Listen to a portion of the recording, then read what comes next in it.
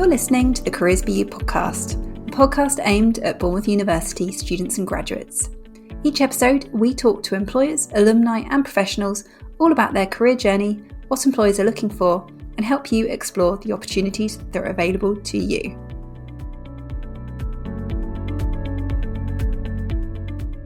Welcome to the Careers podcast. I'm Amanda Fripp, Careers Advisor at BU. In today's episode, I chat to fellow Careers Advisor Jane Pimblett. Jane talks about some of the differences international students encounter when looking for work in the UK. We chat about how students can develop their skills through part-time jobs and extracurricular activities, what employers are looking for, and Jane provides some tips on how to apply for jobs in the UK. Hi Jane, welcome to the podcast. Thank you for coming on today. Can you just introduce yourself, please? Yes, my name's Jane Pimblett. I'm a Careers Advisor at BU and I'm linked to the Media and Communications faculty. And part of my role is to help and support international students. So I thought I'd ask you onto this episode today because international students are starting to arrive in the UK and it's a massive change for them. And there's probably quite a lot for them to start to think about to help them get them ready to be career ready for when they finish their course. So I think it'll be really great to talk today about kind of what they can be doing. And I think you're the perfect person to talk about that. So before we kind of go into what they can be doing to develop their skills and a bit about kind of applying for work, what challenges have you seen that international students face when they first arrive in the UK in relation to finding work? I think really for a lot of international students, it's a bit of a shock to the system moving to a new country anyway. But the way in which employers in the UK are looking for evidence of what students can do is an interesting viewpoint. A lot of students really don't know where to start and how to begin. And sometimes they can waste a lot of time just sending out the wrong sort of information to employers. Yeah, so I guess it's quite a different recruitment process in the UK as it is in other countries. And we see that through CVs, don't we? CVs can look quite different. The expectation of how to apply for jobs seems to be quite different as well, doesn't it? So yeah, and I guess that it's quite hard for international students sometimes to come over to this country and then have to adjust to that, like it would be if I was going to find work in another country. It is quite a difference. Yes, and they won't have the contacts that they would have in their own country yet because they're in a new environment. Yeah, so it's kind of starting from scratch. Okay, and this is where us as a team can help to provide that support as well, and we will talk about that too. So let's talk about UK employers. And this could be for part-time jobs or it could be for graduate roles. But what do UK employers typically look for out of an applicant? I think for all applicants, they're looking for the right skills and knowledge and personality. So transferable employability skills are always looked for, and sometimes more so than their academic qualifications. So a lot of international students I see put a lot of evidence into what they've studied and their grades and their units and all this sort of thing. But actually, that's less important to most employers. They want to know, what can you do? What experience have you got that relates to what they're looking for? They want people that are enthusiastic. They want people that are going to be reliable, honest. Those sort of soft skills are quite as important to employers, as well as, the technical skills of, can you use a particular computer package or whatever. So they employ people who they can see would fit in and be a nice person to work with. So personality also needs to factor into this as well. And I guess fitting in with the kind of the culture of the organisation, their values as well when it comes down to it. And Absolutely. Yeah, and you talked about these transferable skills, which can be gained from all different types of experiences. And employers like to see the evidence of those skills, don't they? Yes, yes. You can't just say you're a brilliant person, and you're really nice and you've got all this experience without actually detailing what that experience is. So when you're applying, you always want to back it up with evidence of what you did, where, and it could be evidence from previous work experience, but it could also be evidence from your studies. So it's that whole range of evidence, but it's providing it, which is the issue. And I see that sometimes, no matter what I think I probably did it too as a graduate. I didn't realise what employers were looking for many years ago when I was applying for work. And I think you don't always realise that actually that's what they want to see. They want to see, if they're asking for good communication skills, they want to see, well, how have you got those good communication skills? What evidence can you provide? And often students will say, "Oh, well, I haven't got experience in that particular field." Well, it doesn't matter.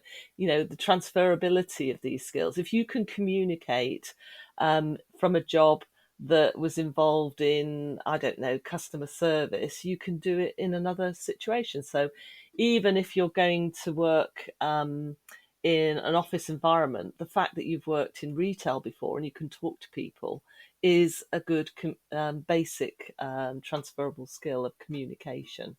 So, you know, students sometimes get too pigeonholed into, oh, it has to be this same sort of experience, but it doesn't. So it's a bit of thought needs to be put into it. Yeah, and I see that too.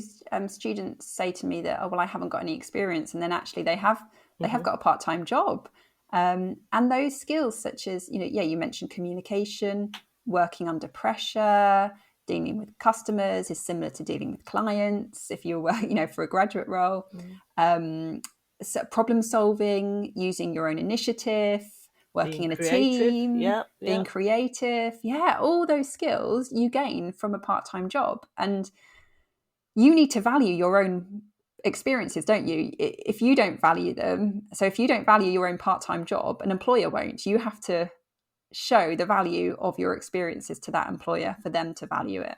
Absolutely, yes, yeah. And that's a different way of thinking from some experiences that international students may have had in their own country.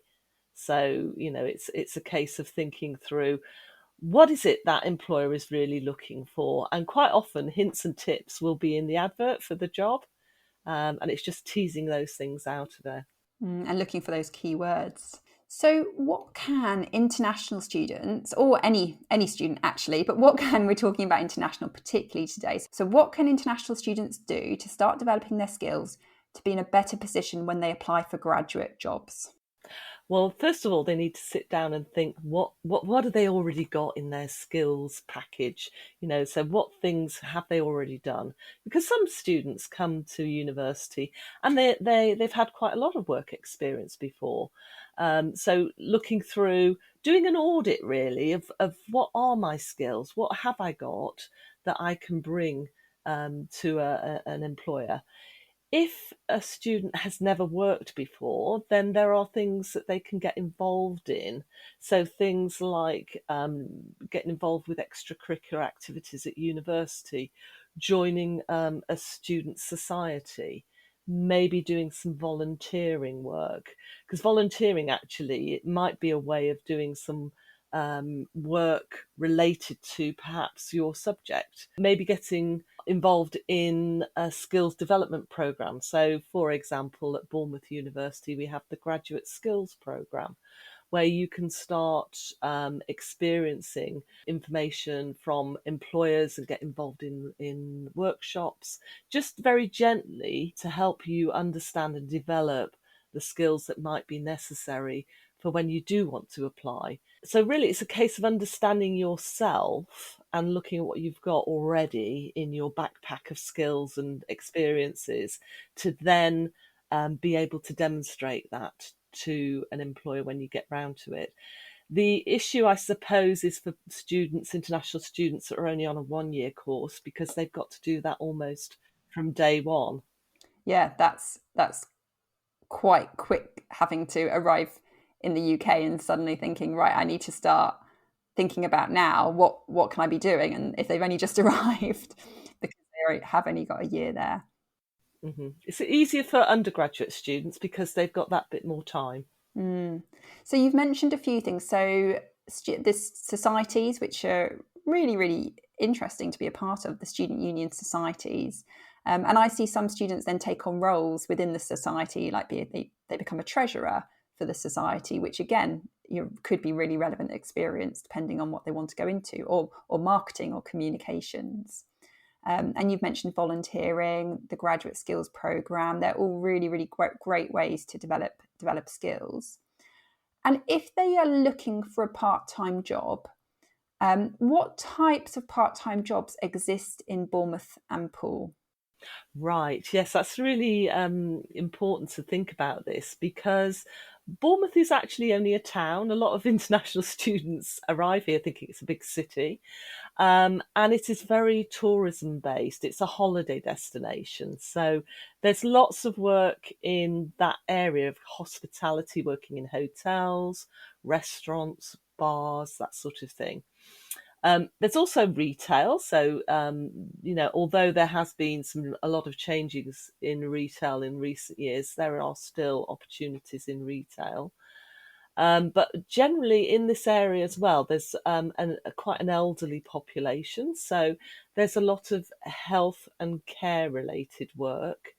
There's a little bit of finance as well in the Bournemouth area. So office admin, a little bit of sales.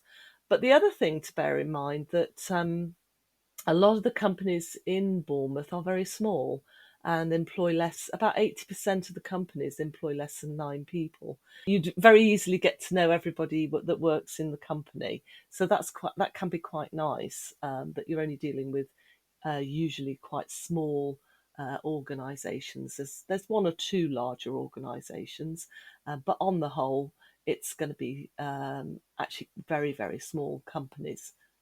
So that's something for people to bear in mind. I guess that's thinking about not just targeting those larger organisations, it's being aware that it might be a company that you've never heard of, but there still might be opportunities in it because there are more of them.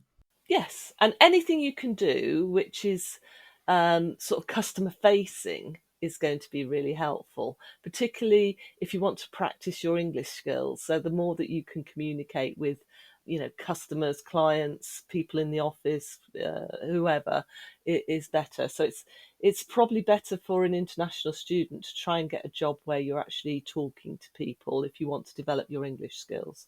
Because quite often the communication isn't just the fact that, yes, you understand English. It might be around the way in which people speak in this country, not necessarily the official English that you learnt when you were studying. So it's quite good to get that communication skill up together, and particularly in those face-to-face roles. And like you mentioned, those sort of customer service facing roles can develop that. And I guess because international students are only allowed to work a maximum of 20 hours a week during term time, that makes it, sometimes a little bit more difficult finding certain types of part-time work.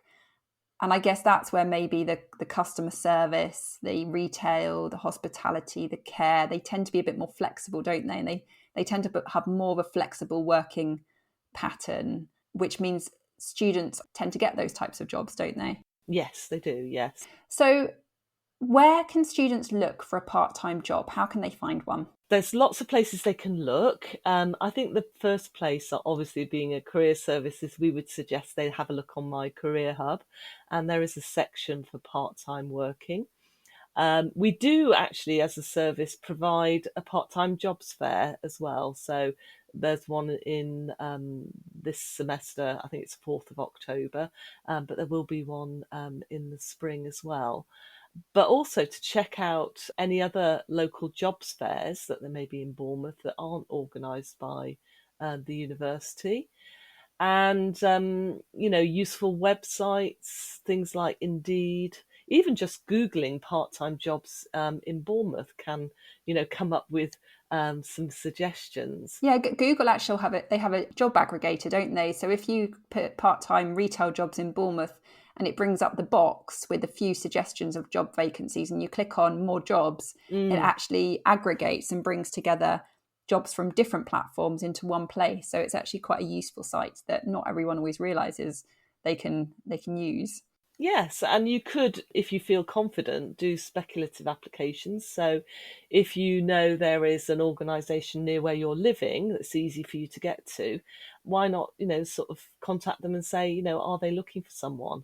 But networking is a good way of looking for work as well. So talking to people, just by being in the right place at the right time, having a conversation with someone, they might suddenly just say, "Oh yeah, we're going to be advertising for part-time jobs in the next week or so."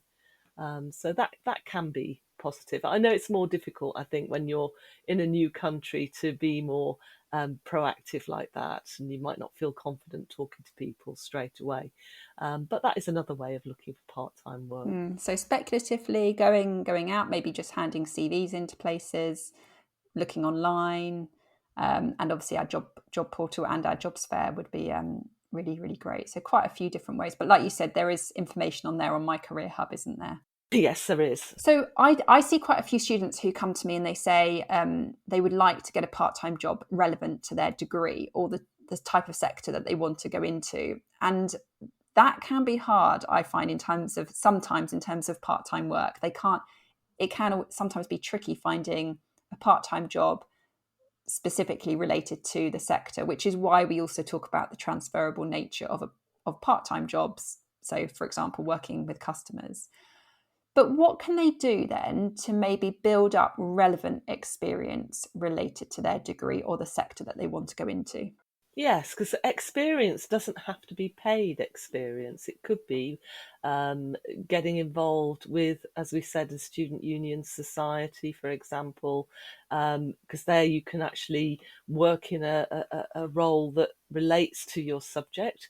If there isn't a society that exists, then maybe look at starting one up. And that would look great on your CV as well, the fact that you've, set something up, recruited people to join your society, managed it. It shows some really good transferable skills. So organisation, promotion, marketing, all those things can be taken from just setting up your own student union society if you feel there isn't one there. But you can join other societies. There may be opportunities for you to do voluntary work within your subject. Within the university might be being the student rep, because that's very relevant to your subject.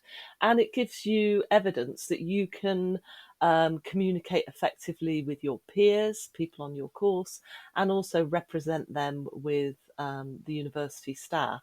So it's a good set of skills that you can demonstrate just from doing that unpaid role. You could look at paid roles at the university, so things like applying to be a student ambassador. So that would involve you getting involved in lots of different types of activities, because over the academic year, the university has lots of different events running, and the ambassadors will get involved in lots of different activities, usually around marketing and promoting those sorts of events, or making sure that they run effectively. So, if you're in an event management course or in marketing, that sort of thing, those sorts of roles would be very, very relevant. If you're in media, you could look at getting involved with student union on Nerve. So there's, sort of film, television, audio, journalism that's done through the student union, through Nerve Media. So again, that could be very relevant to any media communication students. Brilliant. So there's a lot, isn't there? There's a lot going on within the university or outside. And I guess there's also summer internships that they could apply to, which are kind of shorter.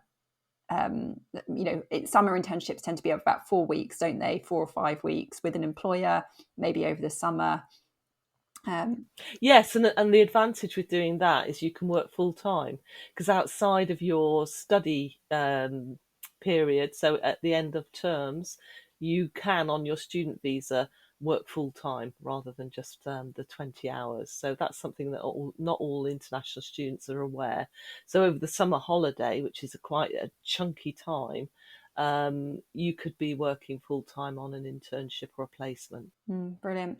And I guess other ways to build knowledge of a sector or maybe different employers are to take part in like some virtual experiences. And I know, for example, the Forage is a platform that provides job simulations with different organisations. And there are also, I've seen quite a lot of bigger companies run virtual events as well to give them potential applicants an insight into the opportunities at certain companies as well. So virtual events run by companies are a great way, job simulations, virtual experiences, and actually on-site events as well. So I know that there's some companies that do like an open day at their organizations. So there's kind of other ways, aren't there, to gain experiences of an industry or a company. There's all these other things that you can be doing. Yeah, I mean, I was just thinking then about law because they're always having open days because if you're a law student, you want to see what are all the different ranges of law, for example. So open days, vacation schemes, all these sorts of things are available. And it's the same in other occupations, but it's very well structured in somewhere like law. And I see a lot of these are being advertised on LinkedIn. So once you start following different organizations on LinkedIn, and if you haven't got a profile for LinkedIn, build a profile, Definitely. network, follow organizations, follow people within early careers, talent and recruiters. That can be a good way of hearing about these types of events. And in terms of other things, in terms of other opportunities to build skills, you've mentioned the Graduate Skills Programme, which is our employability programme in Careers BU. And there's also quite a lot of events that we run as a career service, or we advertise on behalf of other departments within the university. So do you want to talk about a little bit about the types of events that run? Yes, I mean, we will run networking events. So in the past, I've done networking events for creative industries locally. So that's quite nice, bringing in local employers to talk to students and, sort of do speed networking.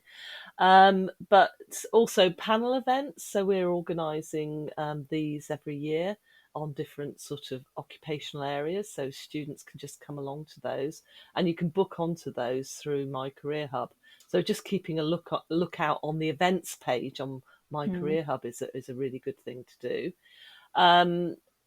Conferences that happen at the university, I'm just sort of thinking things that are happening all the time. So things like in November there'll be the BFX, which is for animation, and employers from all over the world are invited to come along to that, and students get free tickets to go and attend, and that runs for nearly a week, I think. So really great opportunities, and other faculties and other departments also run events. So just keep an eye out for those. They'll be advertised probably through your courses, but also on My Career Hub, on the BU website.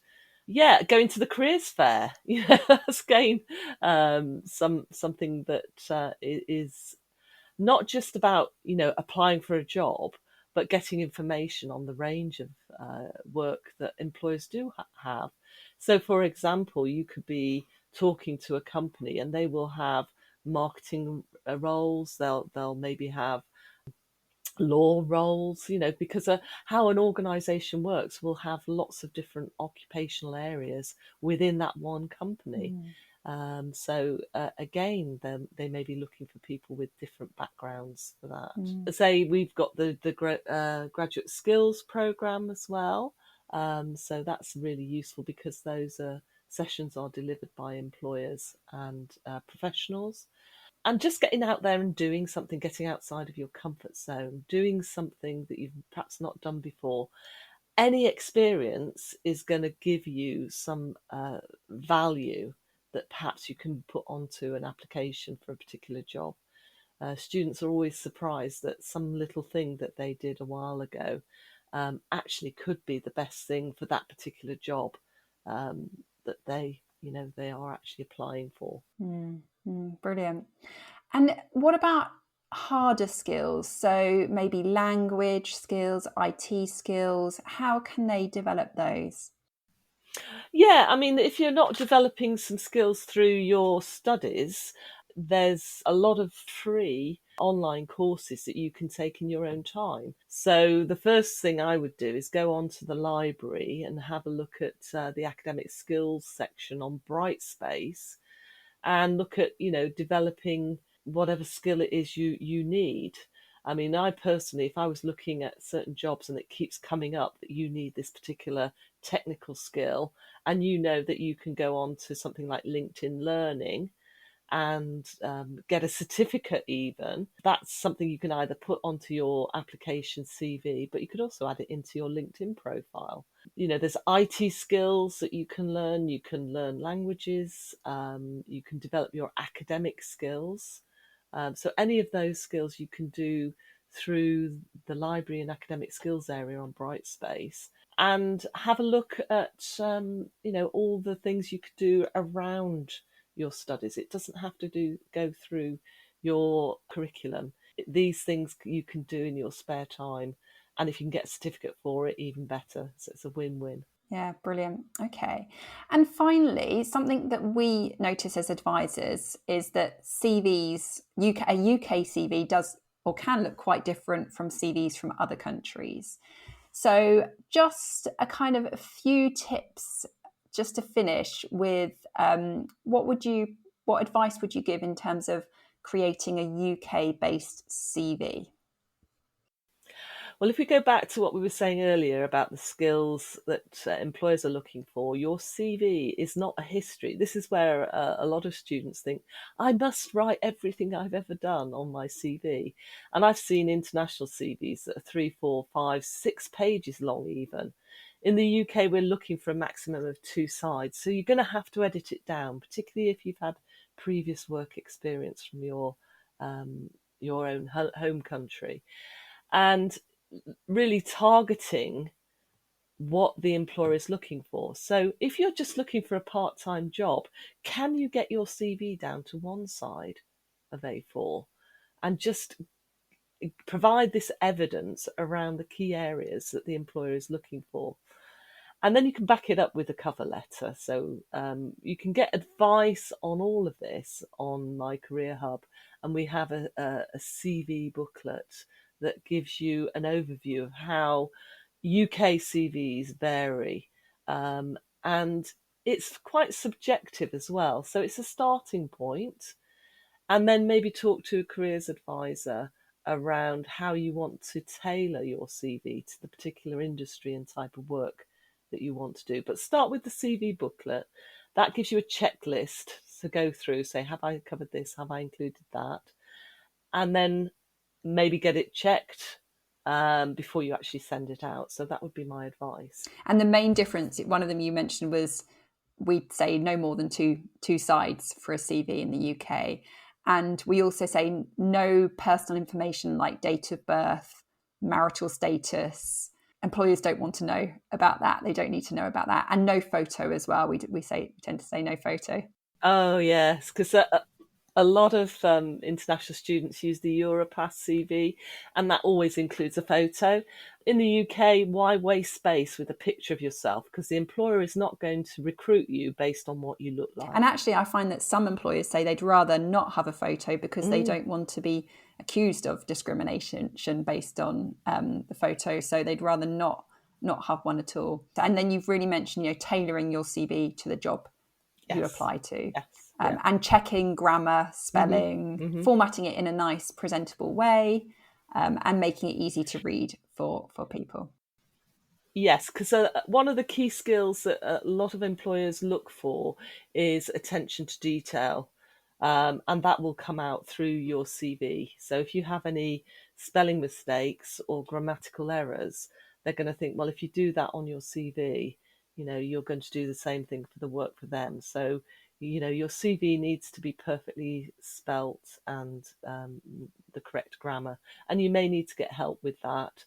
I mean, some students do use AI tools to check out their grammar and spelling. I wouldn't say get your whole CV done through ChatGTP or anything like that, but use Grammarly and those sorts of things to help you, because English isn't your first language, and you may need a bit more help than the UK students do. Brilliant. But ultimately, look at the CV booklet, and then they can always get their CV checked by us, and we can provide advice. Brilliant. And for those who don't know, we provide one-to-one appointments which are bookable through My Career Hub, or students can drop in to see a careers advisor every afternoon, have their CV quickly checked over. That's in Talbot campus. Well, thank you so much, Jane. It's been, I think, really useful just to get a bit of an overview of what international students can be doing now, some differences that they might face when they're coming to the UK. So I really appreciate you talking through that. Oh, you're welcome. Any help that we can give to help people move forward is what we're looking for. So that's great. So thank you very much for inviting me today. Thank you. Thank you for listening today. Please remember to subscribe and follow so you can keep up to date with all new episodes.